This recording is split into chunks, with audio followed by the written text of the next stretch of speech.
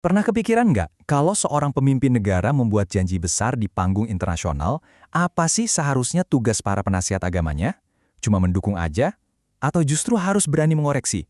Nah, sebuah kejadian politik di Indonesia baru-baru ini bikin perdebatan ini panas lagi, dan kita akan bedah bareng-bareng. Oke, kita mulai ya ceritanya. Jadi, semuanya itu berawal dari satu pernyataan yang kuat banget dari Presiden Indonesia. Di depan para kiai dan ulama loh, beliau ngasih janji, tapi janji bersyarat. Nah, dari sinilah semua diskusi panas yang mau kita bahas ini bermula. Begitu janji itu diucapin, wah, langsung banjir dukungan. Tokoh-tokoh agama yang kita kenal, mulai dari anggota Majelis Ulama Indonesia sampai pimpinan-pimpinan pesantren besar, semua rame-rame kasih dukungan dan doa. Ya, kelihatannya wajar banget kan? Eits, tapi tunggu dulu. Nah, disinilah ceritanya jadi menarik. Ada satu sumber analisis yang lempar pertanyaan yang nyeletuk tapi penting banget. Emangnya dari sudut pandang agama, tindakan yang paling benar itu cuma mendukung dan mendoakan aja? Pertanyaan ini teman-teman membuka kotak Pandora ke perdebatan yang jauh lebih dalam dari yang kita kira. Oke, biar kita semua nggak bingung, ini dia peta jalan diskusi kita. Pertama, kita lihat lagi soal janji dan kontroversinya.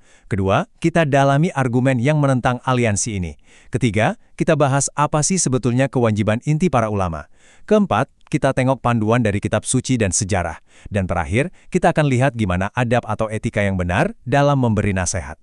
Oke, bagian pertama, sebuah janji dan kontroversi. Kalau kita lihat sekilas, kelihatannya kan adem ayem ya, pemimpin dan tokoh agama sejalan. Tapi, ternyata di baliknya ada pandangan lain yang beda banget. Sekarang kita masuk ke bagian kedua, argumen menentang aliansi. Penting untuk dicatat, argumen ini bukan soal niat baik atau buruknya presiden ya, tapi lebih fokus ke prinsip aliansinya itu sendiri kalau dilihat dari kacamata hukum Islam. Nah, ini dia intinya. Menurut sumber yang kita kaji ini, dalam hukum Islam, hukumnya itu haram. Haram untuk bersekutu dengan kekuatan asing yang dianggap zolim atau menindas. Jadi ini bukan lagi soal politik praktis, tapi sudah masuk ke ranah hukum agama yang mendasar. Terus dasarnya apa? Ternyata landasan utamanya dari Al-Quran. Ada ayat di surat Al-Maidah yang bilang, jangan tolong-menolong dalam dosa dan permusuhan. Nah, menurut sumber ini, ayat ini bukan sekedar nasihat moral biasa loh. Ini adalah larangan yang tegas dan jelas. Ini yang menarik banget. Gimana sumber ini mengambil ayat klasik tadi dan menerapkannya ke konteks geopolitik zaman sekarang?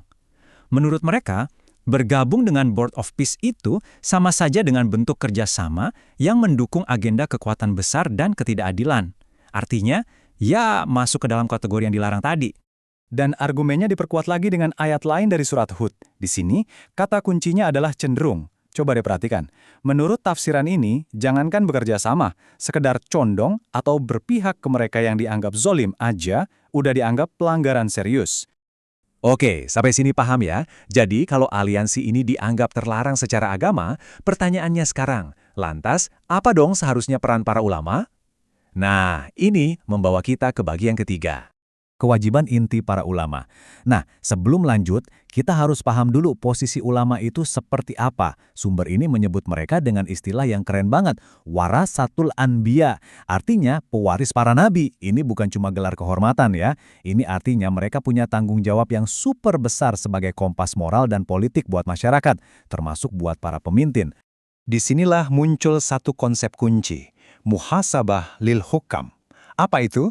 Sederhananya, ini adalah prinsip untuk mengoreksi atau meminta pertanggungjawaban penguasa. Ingat ya, ini bukan soal memberantak, tapi lebih ke mekanisme check and balance untuk memastikan kebijakan pemimpin itu nggak melenceng dari rel ajaran agama. Jadi, kalau kita rangkum, menurut pandangan ini, tugas ulama itu jelas banget. Mereka harus jadi yang paling depan untuk melakukan muhasabah tadi. Mereka harus berani menasihati pemimpin biar tetap di jalan yang benar. Mereka nggak boleh diam kalau lihat ketidakadilan. Dan yang paling penting, mereka nggak bisa dibeli dengan jabatan atau harta. Lanjut ke bagian 4, panduan dari kitab suci dan sejarah. Perlu kita tahu, ide soal mengoreksi penguasa ini bukan ide baru kemarin sore loh. Sumber yang kita bahas ini menunjukkan kalau gagasan ini akarnya sudah dalam banget, baik di kitab suci maupun dalam sejarah pemikiran para ulama besar. Dasarnya kuat banget. Ada sebuah hadis yang sangat terkenal yang mengatakan bahwa jihad yang paling utama itu adalah mengatakan kebenaran di depan penguasa yang zolim. Wow, ini artinya menasihati pemimpin itu bukan cuma tugas sosial, tapi punya nilai spiritual yang luar biasa tinggi. Dan ini bukan cuma pendapat 1-2 orang, lihat deh, dari zaman klasik, ada Imam Al-Ghazali, ada Ibnu Taimiyah, sampai ke ulama zaman modern seperti Syekh Yusuf Al-Qaradawi. Semuanya punya benang merah yang sama.